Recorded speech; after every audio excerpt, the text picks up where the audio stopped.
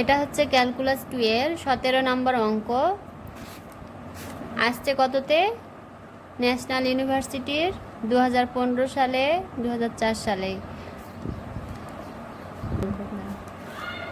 So এটা একটা অত্যন্ত গুরুত্বপূর্ণ অঙ্ক।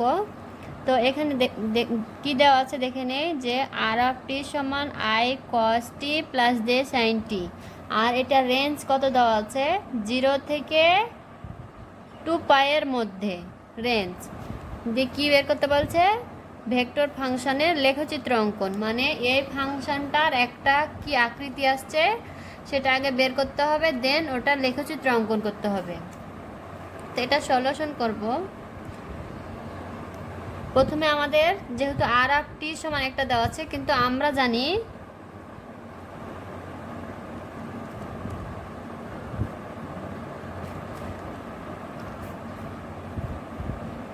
আর সমান এক্স আই প্লাস, যেহেতু আই যে পর্যন্ত এখানে মান বিদ্যমান সেহেতু আমরা এখানেও লিখব x i plus y J.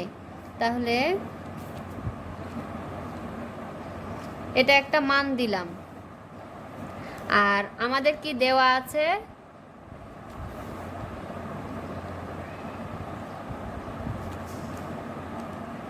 R of T সমান I cos T plus J sine T.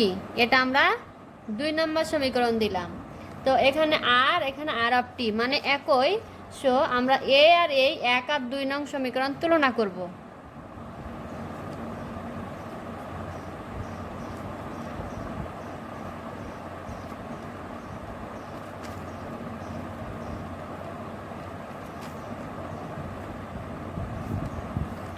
X সমান কি? তাহলে আই অংশ এ অংশের সাথে মিলে গেল, আর শুধু এক্স সমান তাহলে কত আসছে?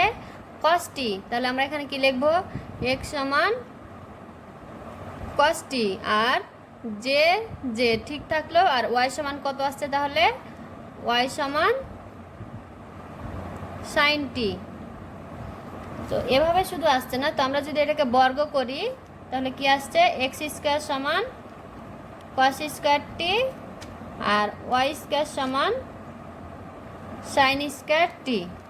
তো আমরা এটাকে এখন যদি যোগ করে নিই তাহলে এটার এটা অংশ তাহলে কি আসবে? একটা বৃত্তের সমীকরণের দিকে চলে যাবে, আমরা দেখতে পাচ্ছি। তাহলে আমরা লিখব X square plus Y square সমান কত? Cos square T plus sine square T. আর cos square plus cos square X বা টি যে কোনো একটা ধরলাম। Cos square T plus sine square T সমান আমরা কত জানি? 1। তাহলে আমরা এখানে সমান কত আসছে? বা x square plus Y square সমান 1। তো এটা আমরা দেখে বুঝতে পারছি যে একটা বৃত্তের। ভিডিওটি সামনে বাড়ানোর আগে আপনাদের একটা কথা বলে রাখি যে প্লিজ চ্যানেলটি সাবস্ক্রাইব করুন এবং লাইক ও কমেন্ট করে জানান যে ভিডিওটি আপনাদের কেমন লাগছে, যাতে আমরা নতুন একটা ভিডিও করার স্পৃহা পাই। তো আমরা যখন যেমন দেখতেছি যে x square plus Y square সমান 1 আসলো, তখন আমরা একটা কী বুঝলাম? যে একটা বৃত্তের সমীকরণের দিকে চলে যাচ্ছে।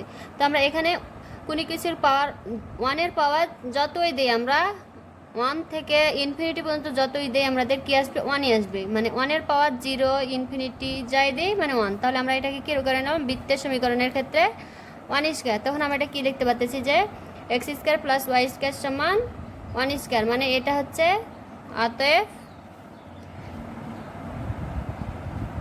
এটা একটি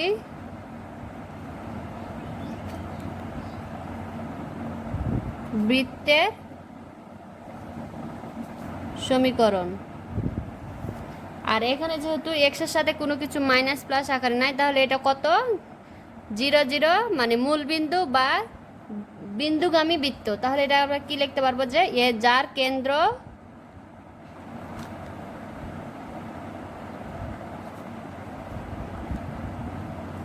জিরো জিরো এবং ব্যাসার্ধ কত আছে? 1 স্কোয়ার। এটা কি আসছে? 1 স্কোয়ার। তাহলে ব্যাসার্ধ কত? 1। অতএব এটা লিখলাম যে যার কেন্দ্র 0 0 এবং ব্যাসার্ধ 1 একক। এই অংশটুকু আমরা যদি এভাবে লিখে নিই যে x minus 0 whole square plus y minus 0 whole square সমান 1 স্কোয়ার, এটা সমান আমাদের এই অংশে আসলাম। এই যে 0 লিখলাম, এই জন্য আমরা এখানে লিখলাম যে যার কেন্দ্র 0 0।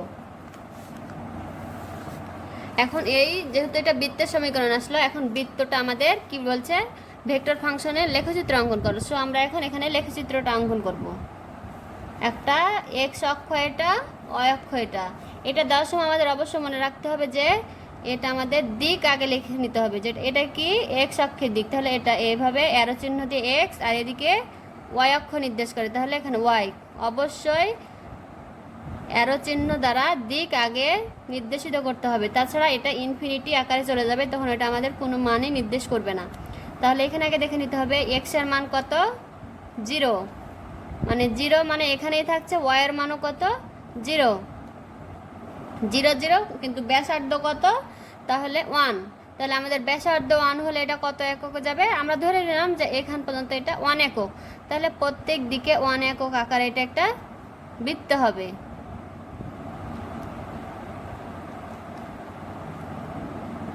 সমান হয়, যদিও এটা সমান হয়নি, কিন্তু এটা চারিদিকেই 1 আমরা ধরে নিব, এখানে এখানে এখানে চারিদিকে আমরা এটা 1 একক ধরে নেব। আর কেন্দ্রটা কত,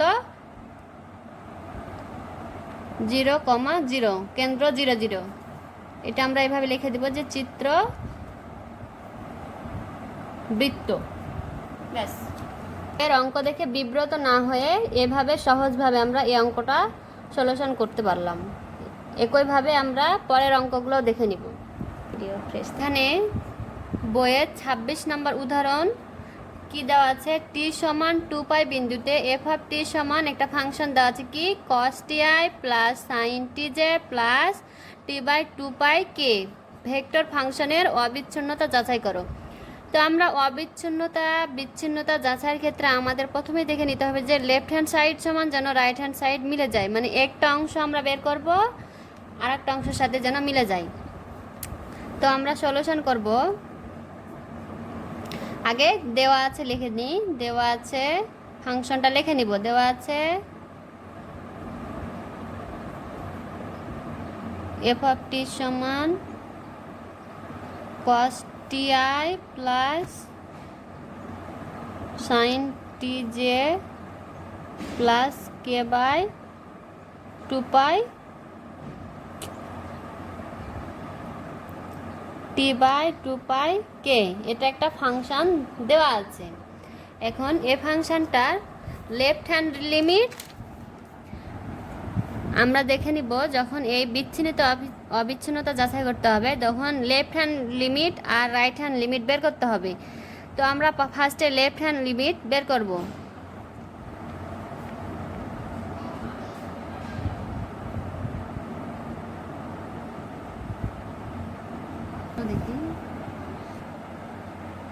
এখানে আমরা লেফট হ্যান্ড লিমিট লিখলাম, এখানে আমরা এখন বের করব কি লিমিট টি সমান কত বিন্দুতে, বল টি সমান 2π বিন্দুতে লেফট হ্যান্ড লিমিট, তাহলে লিমিট টি সমান কত আছে 2π, তাহলে আমরা কি লিখব টি টেন্ডস টু 2π। আর যেহেতু লেফট হ্যান্ড লিখেছে তা আমাদের লেফট হ্যান্ড মানে কত, বাম দিক হচ্ছে, তাই না, বাম দিকের ক্ষেত্রে আমাদের মাইনাস, এটা আমাদের মনে রাখতে হবে। তো লিমিট টি টেন্ডস টু 2π, তো এখানে টি সমান 2π বিন্দুতে লেফট হ্যান্ড লিমিট বের করব। তো লেফট হ্যান্ড লিমিট লেখার ক্ষেত্রে লিখলাম, তো লেফট হ্যান্ডের ক্ষেত্রে আমাদের টি টেন্ডস টু 2π এর ক্ষেত্রে কি লিখবো আমরা, মাইনাস, তখন কি আসবে সমান এফ অফ টি। এক্ষেত্রে আবার কি লিখবো আমরা, limit T tends to 2π minus F of T সমান কত, cos ti plus sine T J plus T by 2π K. এখন টি টেন্স টু 2π এ মানটা এখন বসাই দিব। যখন আমরা টি টেন্স টুর মান বসাই দিব টি এর জায়গাতে, তখন আমাদের এটা উঠে যাবে, লিমিটটাও উঠে যাবে। তখন আমাদের কি হবে, cos টি এর জায়গায় 2। ভিডিওটি সামনে বাড়ানোর আগে প্লিজ চ্যানেলটি সাবস্ক্রাইব করুন এবং লাইক ও কমেন্ট করুন, যাতে নতুন নতুন ভিডিও আপনাদের সামনে উপস্থাপন করতে পারি। তো এখানে আমরা যখন লিমিট উঠায় দিব টি টেন্স টু, এটা লিমিট উঠায় দিলে টি টেন্স টু -2πটা টি এর জায়গাতে শুধু বসে যাবে। তো এখানে -2π বসায় দিলাম, আই থাকলো প্লাস সাইন 2π জে প্লাস 2π ভাগ 2π কে বসাই দিলাম। তো cos 2π cosের সামনে মাইনাস যাই থাকুক না কেন ওটা কি হয়ে যাবে, cosের সামনে মাইনাস থাকলে ওটা প্লাস হয়ে যায়। cos আর সেকের সামনে মাইনাস থাকলে প্লাস হয়ে যায়। তাহলে আমরা এখানে যেহেতু cos -2π, তাহলে হয়ে গেল cos 2π, আর cos 2π এর মান হচ্ছে 1। তাহলে এখানে 1 এর সাথে যদি আমরা i-কে গুণ করি তাহলে কি হবে, 1.i প্লাস সাইন 2π এর মান কত, 0। তাহলে 0 × j প্লাস 2π কেটে গিয়ে কত থাকছে, কে। তাহলে কত থাকছে, i এর সাথে 1 গুণ করলে i, তাহলে i প্লাস কে। একইভাবে আমরা আবার রাইট হ্যান্ড লিমিট বের করব।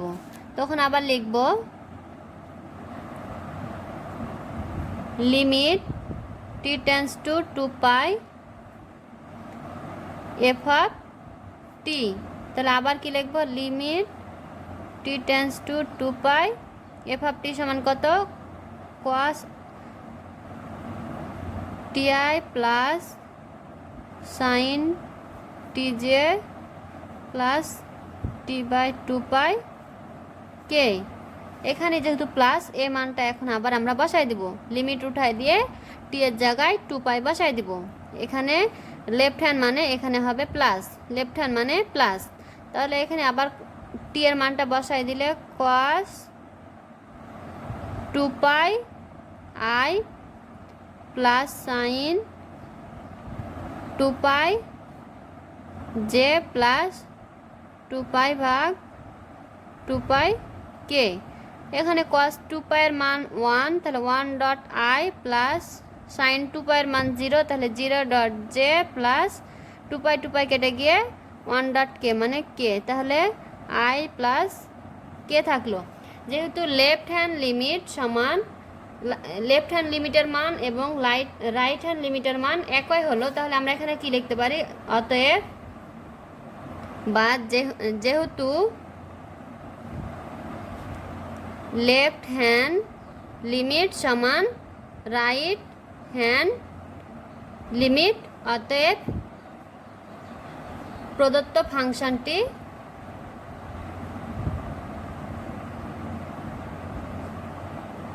অবিচ্ছিন্ন।